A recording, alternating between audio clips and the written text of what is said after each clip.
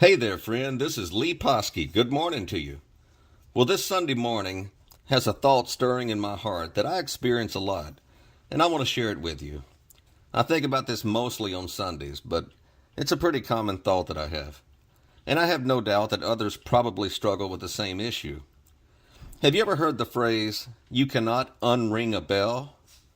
Meaning, once something is proclaimed and once something is known, it can't be unknown. And that's how it is when you come to understand and rest in the finished work of Christ.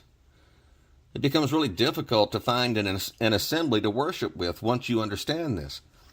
I couldn't even guess how many buildings of religion surround us, and I've sampled a bunch of them and visited with their leadership about what they believe and teach. And they deny the finished work of Christ. They really do. They'll teach you how to live better lives. They'll teach you to resist sin. They'll provide fellowship within their walls. But none of them that I've encountered first establish the completed work of Christ for every saint before teaching proper behavior. In fact, most of them would probably rather you didn't come around if you're really exuberant and vocal about the completed forgiveness, completed sanctification, and completed righteousness that every born-again Christian has. Think about it.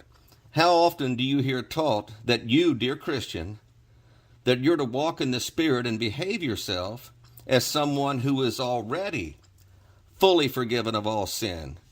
God has finished dealing with your sin forgiveness, and that God has fully sanctified you and has made you fully His righteousness.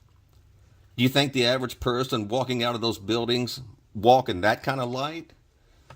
And they've been going to that building for religious instruction for how long? I don't personally belong to any assembly. I'd love to have a church home. I would love it. But I will never compromise what God gave me to appease religious sensibilities. I'm not going to do it. So, dear saint, if you too have found yourself in a similar situation, all I can tell you is you're not alone. I'm in the same boat as you.